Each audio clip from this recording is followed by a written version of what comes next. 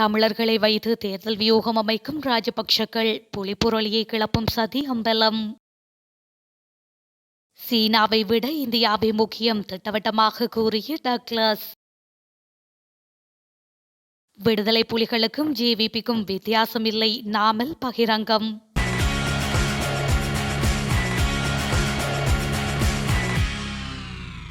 கடந்த காலத்தில் ராஜபக்ஷக்கள் தங்களுடைய தேர்தல் வெற்றிக்கானதொரு யுக்தியாக தமிழ் பொது வேட்பாளர் என்ற விடயத்தினை கையாண்டனர் என நாடாளுமன்ற உறுப்பினரும் அதிபர் சட்டத்தரணியுமான எம்.ஏ. சுமந்திரன் தெரிவித்துள்ளார்.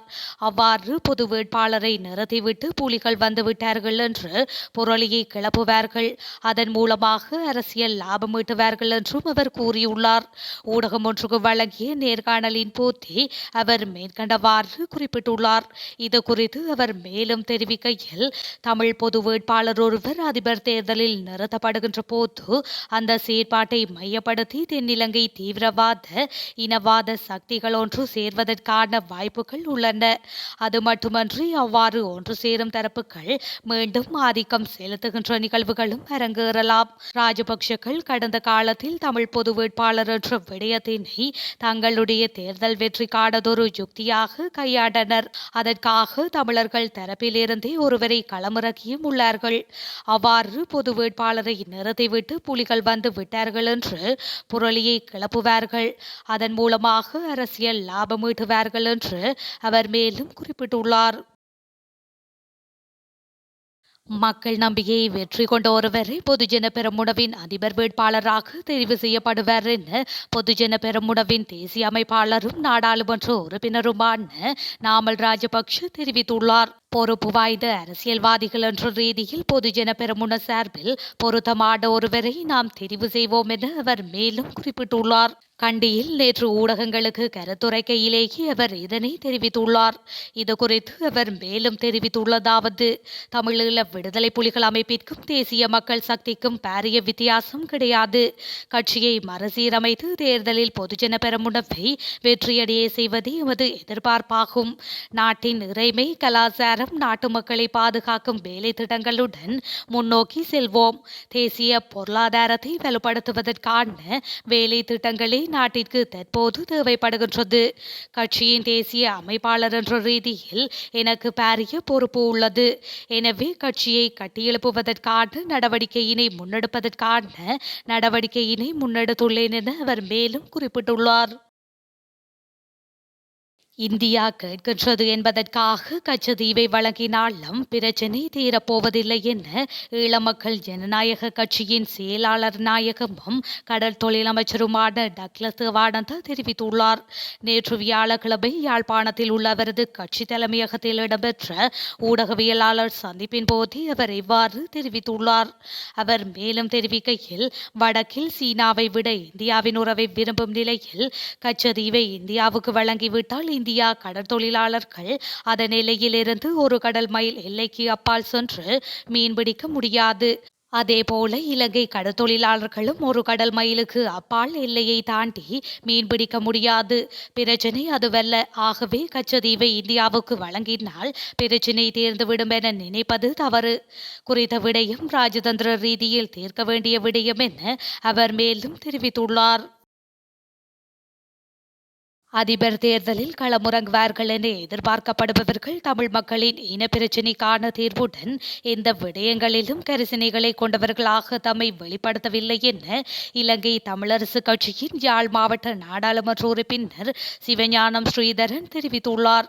எதிர்வரும் அதிபர் தேர்தலில் தமிழ் கட்சிகளின் சார்பில் பொது வேட்பாளர் ஒருவரை நிறுத்துவதற்கான முயற்சிகள் தொடர்பில் கருத்துக்கள் வெளியிடும் போதே அவர் இதனை குறிப்பிட்டுள்ளார். கட்டுநாயக்க விமான நிலையம் உட்பட நாட்டில் உள்ள அனைத்து விமான நிலையங்களிலும் குடிவரவு அதிகாரிகள் அடையாள தொழில் சங்க போராட்டத்தில் ஈடுபட்டுள்ளனர். நாட்டில் உள்ள அனைத்து விமான நிலையங்கள் மற்றும் துறைமுகங்களில் 24 மணித்தியால தொழிற்சங்க எதிர்ப்பு நடவடிக்கை முன்னெடுக்கப்பட்டுள்ளதாக இலங்கை குடிவரவு அதிகாரிகள் சங்கம் தெரிவித்துள்ளது. நாட்டின் அதிகளவான குடிவரவு மற்றும் குடியகல்வு செயற்பாடுகள் இடம்பெறும் கட்டுநாயக்க பண்டாரநாயக்க சர்வதேச விமான நிலையத்தில் கடமைகளை நிறைவேற்ற போதுமான பணியாளர்கள் இல்லை. எனினும் நாட்டின் நன்மை கருதி பல்வேறு நெருக்கடிகளுக்கு மத்தியில் குடிவரவு அதிகாரிகள் பணியாற்றுவதாக இலங்கை குடிவரவு அதிகாரிகள் சங்கம் குறிப்பிட்டுள்ளது.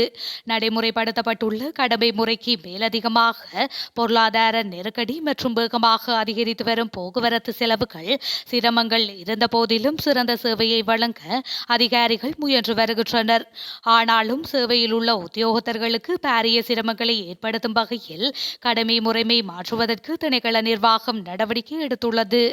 இந்த நடவடிக்கைகளுக்கு எதிர்ப்பு தெரிவித்து இன்று முற்பகல் முதல் நாளை காலை 9 மணி வரை கருப்பு பட்டி அணிந்து பணிகளில் ஈடுபடுவார்கள் என சங்கத்தின் செயலாளர் KP மணவாடு தெரிவித்துள்ளார். எதிர்வரும் தேர்தல்களில் ராஜபக்ஷ கூட்டணியின் அரசியலுக்கு முடிவு கட்டுவோம் என்று ஐக்கிய மக்கள் சக்தியின் பொதுச் செயலாளர் ரஞ்சித் மத்தும பண்டார MP தெரிவித்துள்ளார். இது தொடர்பில் ஊடகங்களிடம் அவர் மேலும் கூறுகையில், எதிர்வரும் ஜனாதிபதி தேர்தலில் ஐக்கிய மக்கள் சக்தியின் தலைவர் சஜித் பிரேமதாஸ் வெற்றியடைந்தே தீருவார். எதிர்வரும் நாடாளுமன்ற தேர்தலிலும் ஐக்கிய மக்கள் சக்தி வெற்றி வாகை சூடும். மொட்டு கட்சிக்கும் அந்த கட்சியை பாதுகாத்து வரும் ரணில் விக்ரமசிங்க தலைமையிலான ஐக்கிய தேசிய கட்சி எதிர்வரும் தேர்தல்களில் நாட்டு மக்கள் தக்க பாடம் புகட்டுவார்கள். ஐக்கிய மக்கள் சக்தியின் ஆட்சியில் நாட்டு மக்கள் நிம்மதியுடன் வாழ்வார்கள் என அவர் மேலும் தெரிவித்துள்ளார்.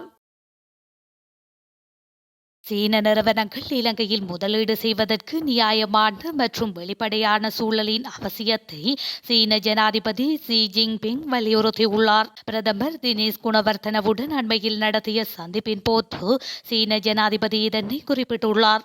தமது நாடு முடிவுகளை எடுக்கும் போது தேவையில்லாமல் மற்ற நாடுகளால் இலங்கையின் முடிவுகள் குறித்து கவனம் செலுத்தப்படுவது தொடர்பில் சீனா மகிழ்ச்சி அடையவில்லை என்றவாறான நிலைப்பாடு முன்வைக்கப்பட்டுள்ளதாக தெரிய வருகின்றது.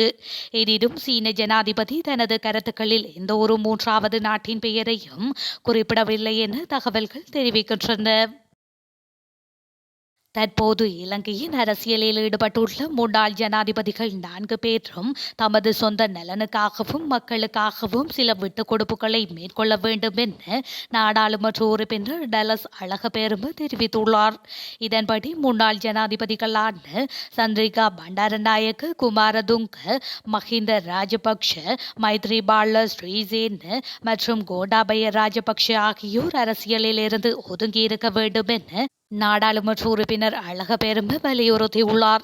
அரசியலில் இருந்து விலகி இருப்பது அவர்களின் சொந்த ஆரோக்கியத்திற்கும் மக்களின் நலனுக்கும் நல்லது. அவர்களுக்காக செலவிடப்படும் பொது நிதியை அவர்கள் இந்த அரசியல் விடயத்திற்கும் பயன்படுத்தக்கூடாது என்றும் டலஸ் அழகபெரும கூறியுள்ளார்.